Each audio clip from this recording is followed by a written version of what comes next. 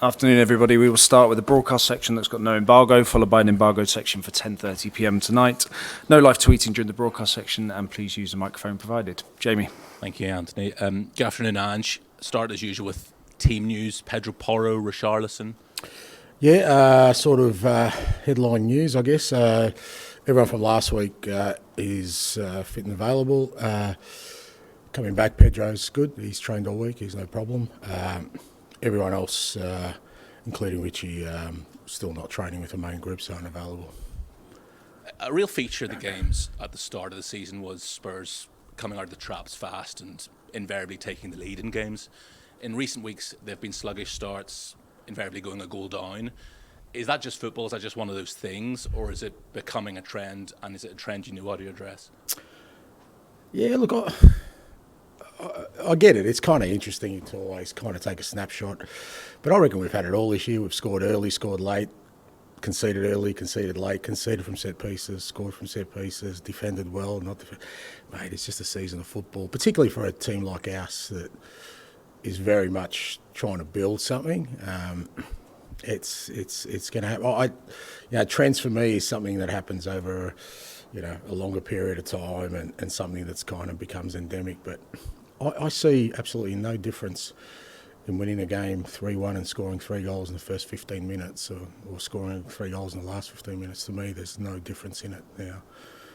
For some reason, one seems to be that it's more convincing if you score early and sort of are comfortable after that, whereas if you score late, it tends to navigate towards that maybe you had a struggle. But I think you look at trends historically, I think from the first year I managed, all my teams scored late goals. It's part of kind of the game model. So if anything, I think that's tilting towards more of kind of the team we want to be.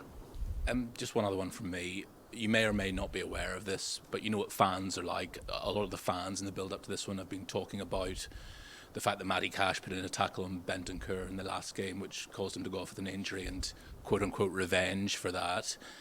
Do you have any job in your hands to just keep players calm, that they're not coming out there all fired up? Yeah, I wouldn't place all the ownership on the fans. It seems like you're fueling it a bit yourself. So, no interest, mate. And it's for us, the challenge is we're going to face a really good team with really strong home form. And beyond that, you'd be surprised at how sort of little that sort of stuff infiltrates what we do and kind of our motivations around a game of football. If anything, like I said, they're the kind of things that you hope as you mature as a team and develop as a team become less and less important or a focus. Because I think when you're clutching at those kind of things, you're kind of losing sense of what's important. What's important for us is that we go out there and, like I said, we've got to be at our best to play against a very good football team and try and get a result. Nif. Hi, Ange. Good afternoon. The top four competition is very it's fascinating this season. And I was wondering, when you took the job in the summer, obviously so many changes in the club, Harry Kane left and people joined, etc. Did you imagine the team will be involved in the top four? Look, I think I've said all along, I didn't have any specific targets. It was one of those, because I think if you kind of say our target was, okay, we want to finish, as you say, in the top four, we're there or thereabouts at the moment. That might mean that the players or even the club gets comfortable, and I just don't want us to ever be in that sort of position. My belief was that we would be very competitive this year, and I thought, we would definitely improve on last year and see where that takes us. But I think for the most part we've handled everything that's happened this year, and kind of, like I said, the first year of trying to build something. I think we've handled it for the most part pretty well. I think we've been competitive in just about every game we've played this year, which is, as a manager, that's kind of what you're looking for. I've said before, performances, results have fluctuated, but not our competitiveness. I think even the games we've lost, we've been in, and even the wins that maybe we haven't been convincing in, we've still been very, very competitive, and it's a good place to start. I want to ask you about Timo Werner, please. Scored against Palace, his first goal for the club. He looks more confident, more comfortable as well. How satisfied are you with what he brings you to the team? Yeah, look, I think he's been really important. If you know, you can only imagine if we didn't bring him in January, there would have been a much bigger burden on the other players in the group, particularly when Sonny was away as well. And you know, we threw him in straight away. And you know, when you come in January, especially for somebody at Timo's sort of standing, he's a mature player. He's not sort of a young player we've brought in to develop.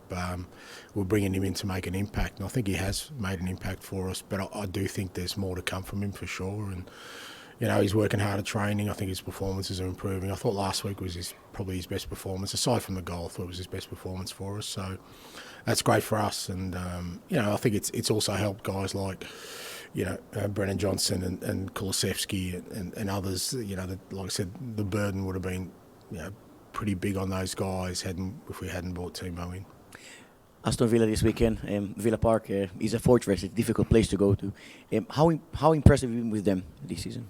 Yeah, very. Even last year, I think from when Unai came in, and look, he's got a track record of building really strong teams, and you can see that they've got a clear identity, that they understand what they need to do on a weekly basis. The players they've brought in really suit the way the manager wants to play, and yeah, they've been hugely impressive. As you said, their home form, but just in general, again, another team that for the most part is competitive every game, so you know it's going to be a tough one. But great for us, looking forward to it. It's a big game, as you said, particularly away from home, and good test of us.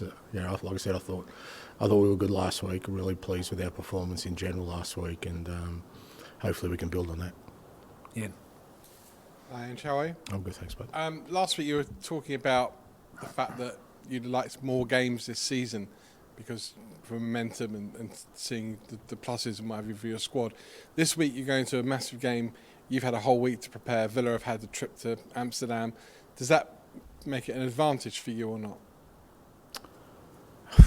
No, I don't know how many.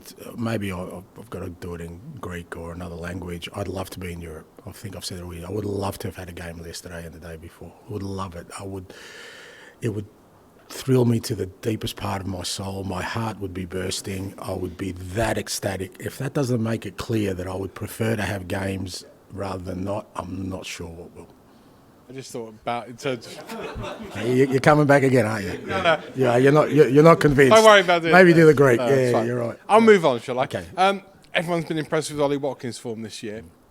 When you take on a team like Villa, how much more attention do you give to someone like that, or do you just give the normal attention to the team you're playing? No, look, I think for all teams you kind of respect their strengths and weaknesses, both from individuals. But I think when you look at Villa, it's more about the collective. But Ollie Watkins has been outstanding, and not just this year. I think, you look at his career, his durability to just play game after game and still maintain a high level of performance and improvement in performance. Credit to him, obviously, the coaches he's worked with. But, when the way he leads that line is outstanding. But for us, it can't be just the focus because, as I said, I think to challenge and sort of overcome a team like Villa, you really got to look at the collective because they're very well organised defensively. They've got a real kind of some key players when they do get the ball. John McGinn's outstanding. All these kind of players who that if you just focus, say, on stopping Ollie on any given day, there's so many others that can hurt you. So our focus will be on. Like I said, for us, it's still about us. It's about our performance. If we play well, and as I said, I can't remember a game where we haven't been competitive, and we're going to have to be competitive again on the weekend, and then hopefully we show the quality we need. And finally, you're a man of the people. You're a fans' favourite, fans' champion. This week, the fans not massively happy with the increase in season ticket prices, and some of the concessions will be leaving. Can I just get your view on that? Because I mean, this time when everyone's struggling, coming to football is probably their one big thing for the week.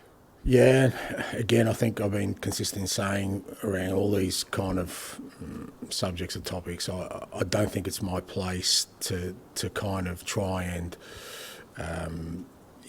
articulate a position because other people are in charge of these areas. I've said a million times that I'm the spokesman for the football aspect of this club, and I'd hate it if somebody came out here one day and tried to explain my tactics or my my team selections, and I'm not going to do the same. And I've also been consistent in saying that, supporters are the lifeblood of any football club, and I'm not going to be, trying to dictate how they feel. They have a voice, they have a strong voice, they have avenues to express their opinions, and I will always abide by that and accept that, even if sometimes, and as a manager, I've certainly had it when it's against you. You've got to respect the fact that they have a very strong voice and they're allowed to express that. Jack. Hi, Ange.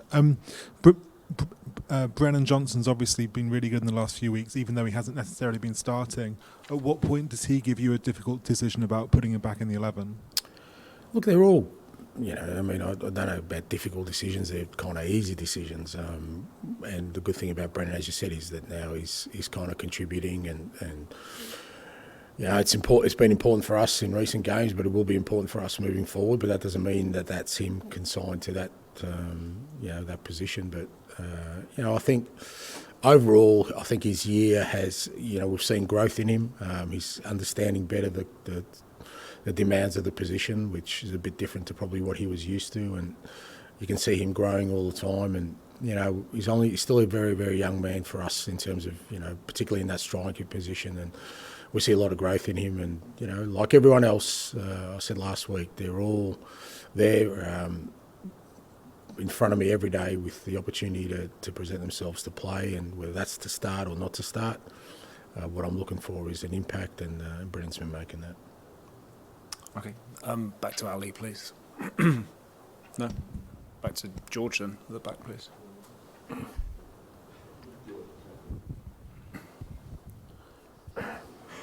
Hi, Ange. Villa Park can obviously be a hostile atmosphere, and I guess maybe not for the team, but fans feel like there's a bit of needle because of that sort of Matty Cash tackle. I guess you're going to look for your players to be calm, and would you almost be looking to someone like Christian Romero to kind of lead the team and being calm and composed, because this season he's been transformed when it comes to that composure? Yeah, I definitely wouldn't put it down to an individual player. It's us as a group. But to be fair, I think we've kind of displayed that already this year. We've played some pretty tough away venues already, and I think we've coped with what's been thrown at us. Even, like I said, the games we didn't win, we were right in them. So, there's no reason why we have to do anything different on Sunday that we've been doing all year. I think rather than those kind of things, more important for us is, like I said, a real focus on playing our football, continuing to try and impose ourselves on the opposition, and I think that's going to be more important than the kind of the other stuff around it, because like I said, we've been to already some very difficult venues, with some pretty passionate atmospheres, and I think we've coped with it well. And just with Romero, I mean, as I say, he's sort of kept the yellow cards to a minimum, and he's also chipped in with a lot of goals for now. How impressed have you been with his overall aspect of play this year? Oh, look, he's outstanding, but I thought he was from day one. He's a World Cup winner. You don't win World Cups as a starter, not just part of a squad, a real contributor. Great pedigree, great defender, great guy, very driven, very motivated, highly, highly competitive at everything he does. I love that. There's nothing else you'd want in an athlete, and a great example for the rest of the guys. And just finally from me, back to the season tickets.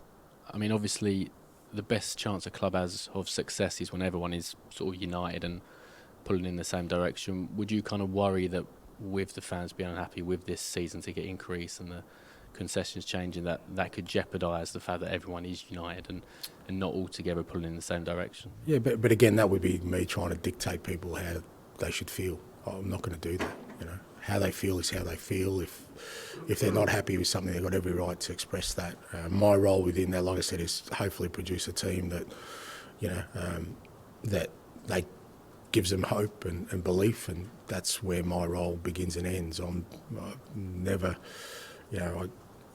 I know how much football fans are invested in their clubs, and I'm not going to sit here and tell them that, you know what, put aside your feelings, or, you know, if you feel something strongly about something, just for the good of the team. No, well, if you feel strongly about something, you feel strongly about something, and they're allowed to do that. My role, like I said, is hopefully to produce a football team that they gives them hope and belief, and you know, gives them something to smile about at the end of the week. And can we finish with James, please? Hi, Ange. There's a possibility that 5th place might be good enough for Champions League. Do you allow yourself to think like that, or can you only focus on top 4? Well, there's 12 games to go. You know, if I'll shoot for 8th. Let's see how we go, you know, and I'll feel really happy about myself. I don't see the sense in trying to aim for something other than number 1. What's the point? I don't see the point, you know. It's more to think that it's an insurance policy potentially. For what? Well, if you can't get in the top 4. Okay, so there were a couple of teams that got into the Championship Leagues this year from last year that had a good season. Does that guarantee anything the following season? No. So I've said all along, I'm in no desperation to get something just for comfort or insurance. I'm here to create a team that wins things. And for me, it defies logic. I'm just not built that way to aim for anything other than the top. Now, it doesn't mean you're always going to get there, but I'm not going to settle for anything other than that. If I fall short, well, that's on me. Okay, but I'm not going to sit here and try and, you know, create a scenario where we're happy with anything other than being the best. Just the way I think. And well, given that aim, how important then is Champions League qualification to help you develop the squad to then go and try and win the league? It's no more important than it's not actually. What's more important is that come the end of this year, we've got a team that's going to challenge the following year and keep growing. And we're only going to do that if right now the most important thing is us, our identity and our football. Because just getting into, I mean, mate, it's not a Willy Wonka golden ticket, you know. It just gets you a year in Champions League. But if you don't build on that, if you don't grow from that, it's meaningless. I think, anyway, because we're not in it for participation. We're in it to win things. So, yes, Champions League will show that, you know what, if we make Champions League this year, it means we've progressed from last year, yes. But has our football progressed? Are we a better team? Are we a stronger team? Are we going to improve in the summer to make sure that next year we're going to be even better? That's much more important to me. And so my target this year has always been to create a team that I hope will lay strong foundations for moving forward, being a team that can win things. That's where it begins and ends. Logically, as you say, if we've improved and we make Champions Leagues, it means we've had a decent year. But that isn't going to give me any comfort if we're not playing, you know, football that I want us to play, and we don't improve in the off season to make sure we're ready for the next step. I think the general perception would be if you're not in the Champions League, it's just harder to develop in the way that you're describing. But from what you're saying, you don't agree with that. No, I don't. No, I think your development is your development. If you keep getting stronger as a team, those kind of things don't even come into the equation. You should be there all the time. But if that's your goal, and thinking that is some, you know, like I said, golden ticket to some endless riches, it's not the case. And there's plenty of evidence, even this year, that you can see that that's not the case. Thank you. Okay, we'll end the broadcast section there. We'll move on to the embargo section for 10:30 p.m. Matt? Just to pick up on the news from the Champions League, we've put Tottenham in a stronger position in the transfer market. That would be accepted. Yeah. And given what we're seeing with a lot of the accounts being announced at the moment, lots of clubs are close on PSR, are in debt. We haven't seen Tottenham's accounts yet, but I think we all know Tottenham aren't going to be in that situation. Do Tottenham, whatever happens in terms of or not, have an opportunity at the moment that maybe other clubs are going to struggle with, because it seems to be in a good position? Yeah, I'd agree with that sort of as an overall perspective. But again, I've always felt with those things, it's not what you spend, it's how you spend it.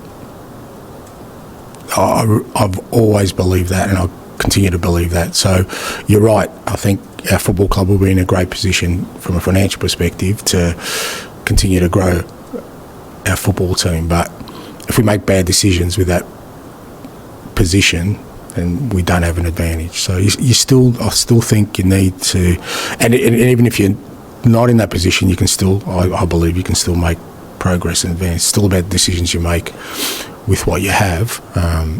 But I agree that we are in a position where I think there is an opportunity for us during this summer window to continue to build the team. Which potentially puts Tottenham in a slightly different position to what they've been in. I'm not talking about advantages, disadvantages, but Tottenham have always been in a slight position of what they can aim for in the transfer market and what other clubs have tried to do. It feels like Tottenham might be in a different position.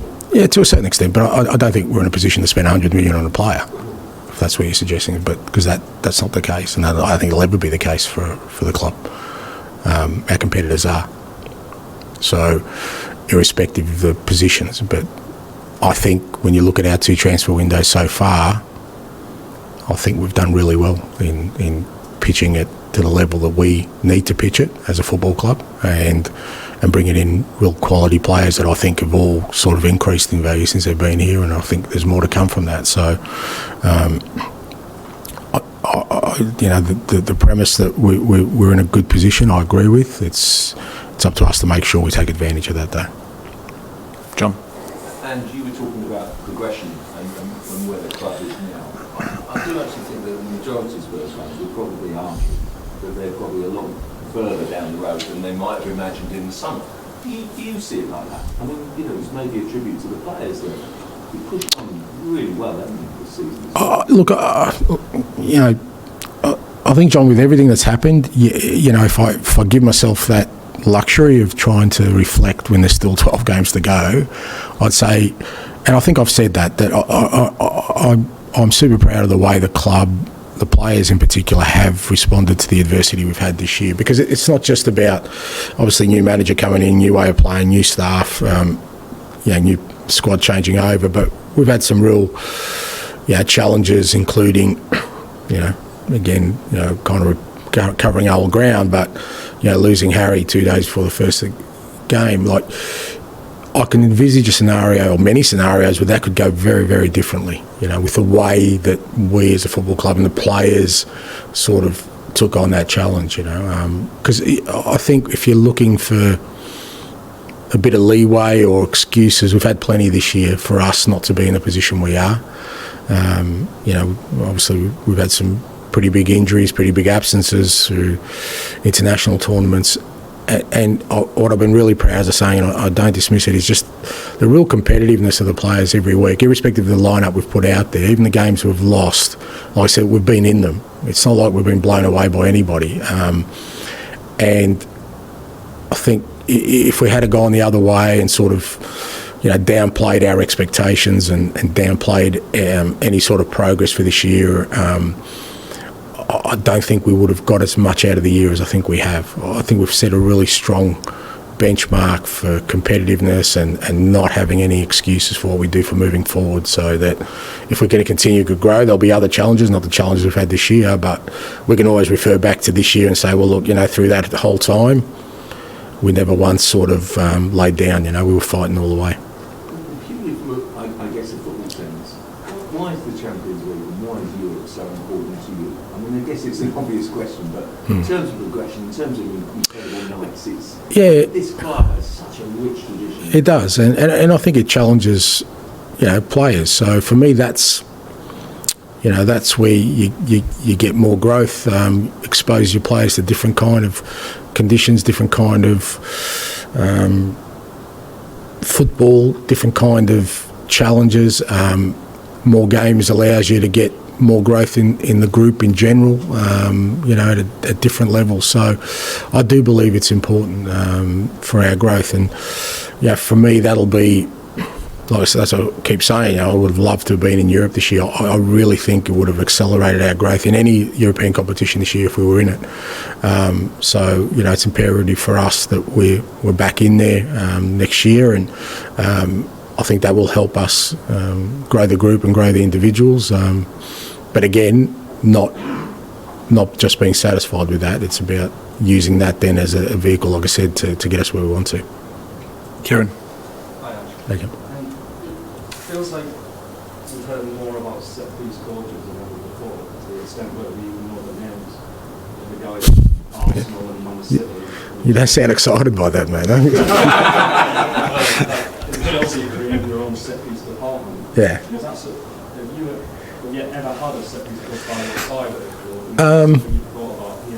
No, I've never had a sort of specific set piece coach. I've always had somebody who's responsible for that, but usually I always think it's better if that's somebody part of the coaching staff, because I think it's just an extension of, you know, how we play our football. I think that I don't really separate set pieces from everything else we do in terms of the kind of team we want to be. So it kind of all hopefully links in. So I've always used, a member of coaching staff here. We've kind of split the roles between Millet and Ryan Mason in terms of attacking and defensive set pieces, and they put a lot of work into it along with the analysis staff, and I'm sure every club does these days. But some have gone down the specialised route, which I think I kind of understand. It's just it's not how I work. I've always tried to create a kind of collegiate, collective sort of environment for everything we do, so that nothing is really separated, hopefully. And I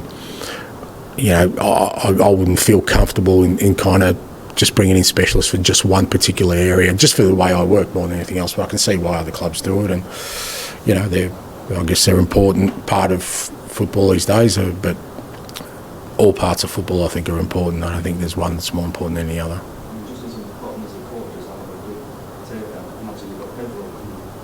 Yeah. Yeah.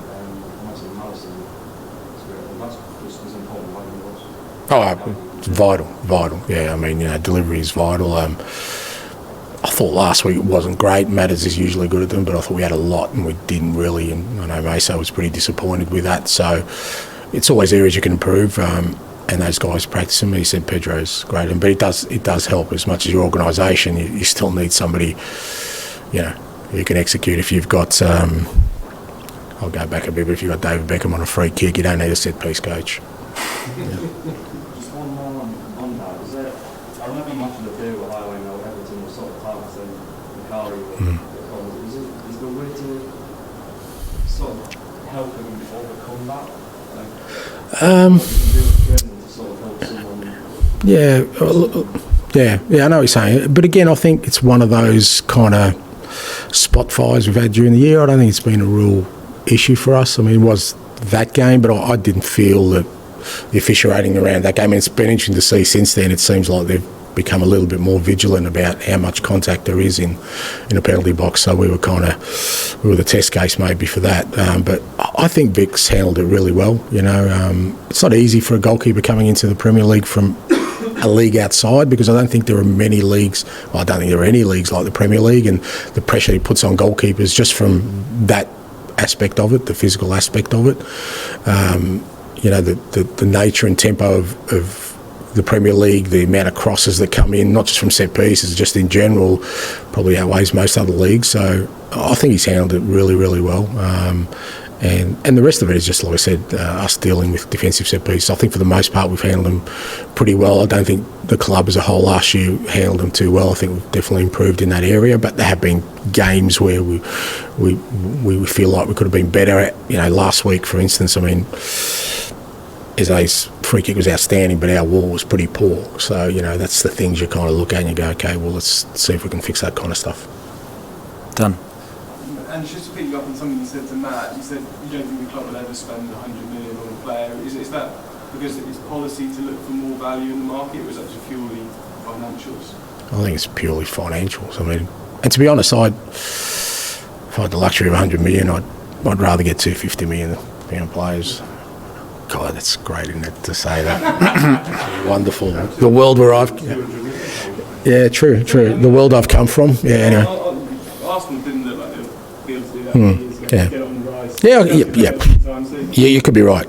That could be just my, background and conservative nature where I've come from, where, as I said, you know, I've never been in that kind of position, and I've always felt like it's really important how you use the funds you have available, knowing they're not limitless. You know, if we can, and somebody tells me we can, I'll gladly spend it, mate. But you know, I try and put limits on my wife's spending, and they try and put limits on mine, mate. So yeah, works better that way. Just a bit of advice. Anyway. I was just trying to understand exactly why the club can do that, given the revenues it brings in, but also when you look ahead to the summer, it feels like the squad is pretty well set. It feels like only one or two additions, but big investments would make a big difference. Is that not how you're seeing it? No. I think I've said in the past we've got a lot of work to do still on the squad. I don't think we're anywhere near where we want to be, and it probably will take, you know, a little bit more than just 3 windows to get there, for sure. Just in terms of the squad, the robustness of the squad, the adaptability of the squad, the compatibility of the squad, I think there's still a fair bit of change we need to do, and I certainly don't think we're 1 or 2 players away from getting to where I want us to be, nowhere near it. So, and some of it will just be natural evolution. Some of it hopefully means that we continue to get the improvement we've had this year from some of our players. If that happens over the next 12 months, then yeah, you know, we'll be in a great position.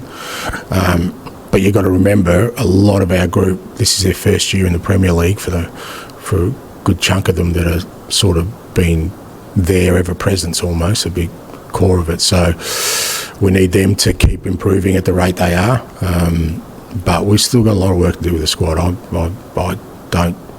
think we're a long way away from having 1 or 2 players to get us to where we want to. So fair to say to expect a similar kind of approach this summer? Well, a little bit that depends on kind of availability of players, suitability of players. Yeah, so there could be more activity, could be less activity, but again, what we want to do is make sure we bring in the right ones. So I'm not saying that, you know, maybe we only do bring 1 or 2, I don't know, but that'll only be because there are only 1 or 2 that we think are suitable for what we're looking for. But that doesn't mean we'll, like I said, we'll be where we want to be, or where I want us to be. Just one point Kieran made about set pieces. Really, you mentioned why particularly him for the defensive side of set pieces. What does he bring, and does he also seem like the kind of coach who also wants to be a manager? Yeah, no, Millet's, you know, obviously I coached him, and you know, now he's a manager and coach in his own right, and he's very disciplined, and you know, he's very well organised, and I just thought, you know, with him not being out of the game too long ago, he's got a good understanding of what's there, and he's a scary bloke, mate. So people are scared to go up against him. So I figured that's good criteria. Just finally to clarify, you said everyone was fit last week. Yeah, he's fine. Yeah, he's okay. Like I said, he's been carrying a bit of a back nickel, but this week's been better, to be fair. Like I think last week not starting probably helped him a little bit. So he's all good. He's trained all week. Okay, thanks, guys. Thank you. Yeah. Oh, sorry. Yeah. Hey, how you going? These blokes wouldn't even think about it. Wouldn't even enter there. Seriously. Yeah. Today at Spurs, obviously, it was announced that Spurs is doing an official supporters association for women in the Europa League. How important do you think this is for the female fans and for the club as a whole? Yeah, look, it's imperative. It's integral. It's, you know, I was asked a question before about the impact that women have had in my life from my mum, who I wouldn't be here without her, and kind of the way she nurtured me and the household she made. I felt very loving and caring, even though it was a struggle for them. To my wife, who's a superstar, and I wouldn't be manager of Tottenham if not for her, because she's always had more belief in me than any other person on this planet, certainly more than the blokes in this room. And I think as a football club, we've really, it's placed always a high importance on accessibility and being open for everyone, but it's without a shadow of a doubt really important that we also recognise the role that the women play in our football club, whether that's as fans, as people who work for the club,